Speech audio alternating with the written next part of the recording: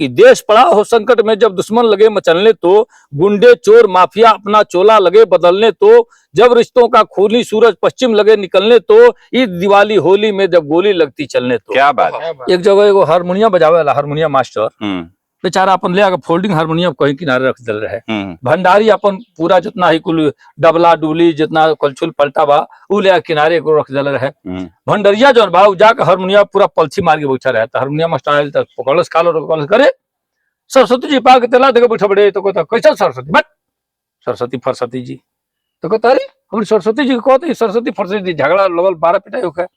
तीसरा जाकर कॉलेज के भाई कहा कहता ये हमारे देखे ना सरस्वती जी पर पैर रख के बैठल बटे अब कहते हैं तो कैसे सरस्वती फरसती कहता ही तो कहता कि हारमोनिया सरस्वती जी है तो कहता कि सरस्वती जी तो कहा गाड़ी गोलो लोग कॉलेज के देखा भाई सही हो कहता एक सरस्वती जी देखा डबला हो कलछुल हो पलटा किनारे कितना धैले वो लक्ष्मी जी थी ओकर सरस्वती जी है तार सरस्वती जी है जौना से ओकरा प्यार बा ओकर सरस्वती है ओकर सरस्वती। ये बताओ सिंदूर के मतलब वो का जानता जौना सिंदूर को आज लोग नहीं निकल। करेक्ट बात। क्या बात सही बात। सिंदूर के महत्व तो यहाँ के लोग जानता है जो सिंदूर खाती आदमी जौहर व्रत ले लेता चिता पर चढ़ के जड़ जाता पति के साथ उन्हें सिंदूर के महत्व समझी सिंदूर का महत्व का लेकिन सिंदूर के महत्व समझावे खातिर हमने के पैर के दूर बनावे पड़े को के।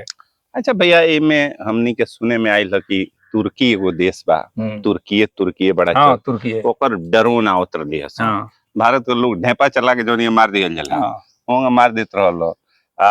चीन वही में बीच में से जो ना आँखिया छोट छोट बा चीन भी में घुलता हल्का मचोले रहलो। फिर केहू अइबे ना करी बीच में भारत के औकात लगभग सारा देश के पता चल गया। पहली बात।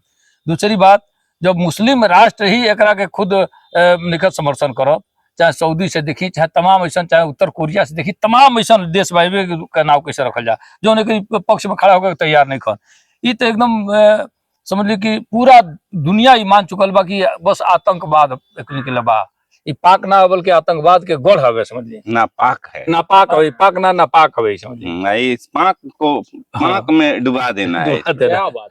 अब भैया ये बहुत अच्छी बात है हम लोग हंसने के नोट पे भले बात कर रहे हैं लेकिन एक रचनाकार का जो दायित्व होता है जब देश सीमा पे खड़ा हो हमारे सैनिक खड़े हों हमारा राष्ट्र प्रतिकार कर रहा हो हम संवेदनशील समय में हैं। भैया ने 2 कविताएं सुनाई।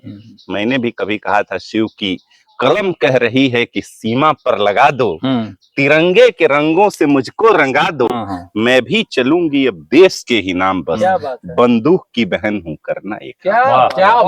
वाह भैया हास्य कवि के रूप में देश में ख्याति लब्ध है। देश क्या दुनिया में ख्याति लब्ध है। हास्य के साथ साथ जब भी कवि का मतलब वो होता है कि जो युग दृष्टा हो जो सामने हमारे दृष्टिगोचर हो रहा है उसको हम अपनी कविताओं में नहीं ढालते हैं।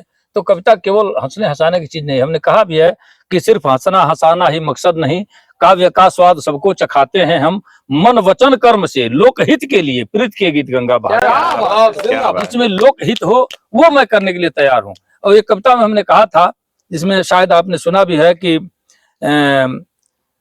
सुनिए गुरजन सज्जन श्रीमन कविता मेरे पास है कहने से कुछ हल्का होगा मन में बहुत भड़ास है। उसमें अंतिम कड़ी में हमने कहा है कि देश पड़ा हो संकट में जब दुश्मन लगे मचलने तो गुंडे चोर माफिया अपना चोला लगे बदलने तो जब रिश्तों का खूनी सूरज पश्चिम लगे निकलने तो ईद दिवाली होली में जब गोली लगती चलने तो। क्या बात है। तो प्रेमी प्रेम पंथ दुनिया में बाकी सब बकवास है कहने से मन हल्का होगा भीतर बहुत भड़ास है। क्या बात। तो ये जब देश हमारा संकट में पड़ा हम लोगों के आगे पीछे बांस है तो और इसी बांसवारी से बहुत सारी आपकी रचनाएं निकली हैं भैया। वो आपकी बहुत चर्चित पंक्ति है मैं जानता हूँ देश दुनिया ने सुना है।